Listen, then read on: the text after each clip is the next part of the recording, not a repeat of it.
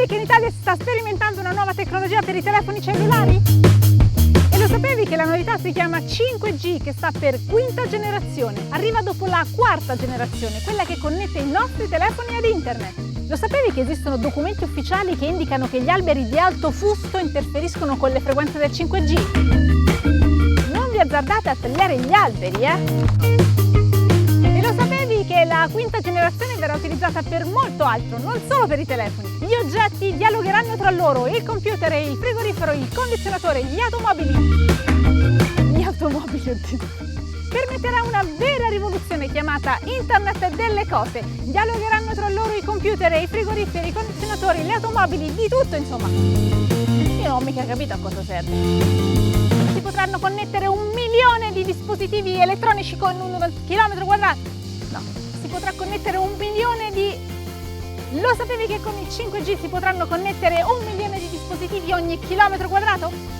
E lo sapevi che con il 5G si potranno trasmettere molti più dati di adesso e arriveranno tutti in un lampo? E lo sapevi che per far funzionare il 5G servono tantissime antenne a distanza ravvicinata? Le antenne saranno dovunque, nei tombini, nei lampioni, nei terrazzi, nei tetti, ovunque. Montagna in mezzo al bosco in cima alla montagna, nel bel mezzo nel nulla, anche nel bosco in cima alla montagna. Questa vicino a Strillozza la evito. E lo sapevi che non esisteranno più luoghi non connessi? I cellulari prenderanno praticamente ovunque, anche nel bosco, in cima alle montagne, nel mezzo del nulla, e dove non arriveranno le antenne di terra ci saranno i satelliti in cielo e all'occorrenza persino i droni. Tanto per sapere si parla di mettere in orbita 20.000 satelliti per il 5G. E sai riconoscere un'antenna del 5G? Questa è un'antenna del 5G, questa non è un'antenna del 5G, questa è un'antenna del 5G, questa è un'antenna del 5G, questa non è un'antenna del 5G. E lo sapevi che il 5G usa frequenze più alte delle precedenti generazioni tecnologiche? E lo sapevi che nessuno ha mai studiato le conseguenze delle onde millimetriche sulla salute nostra e degli altri esseri viventi? E lo sapevi che esistono persone elettrosensibili? Persone cioè che hanno problemi di salute, che si sentono male quando sono vicino ad onde elettromagnetiche di una certa intensità? E come faranno queste persone a vivere con tutto questo inquinamento elettromagnetico? E lo sapevi che esistono studi scientifici che dimostrano la correlazione tra esposizione alle onde elettromagnetiche e tumori? E lo sapevi che ci sono anche altri effetti collaterali, anche più gravi, che riguardano soprattutto i bambini, come problemi neurologici e riproduttivi?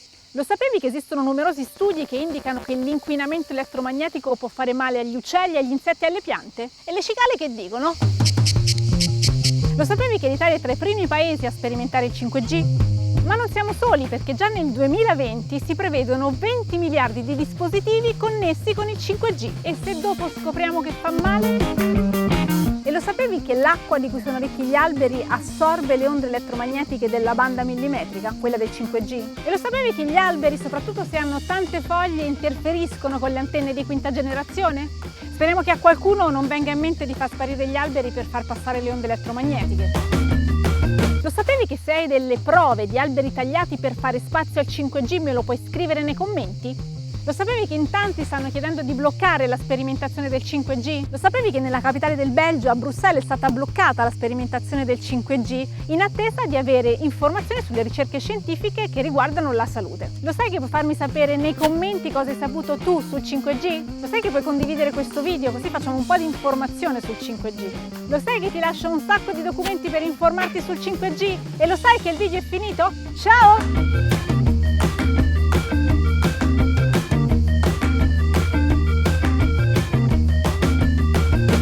Non mi ricordo che cosa devo dire.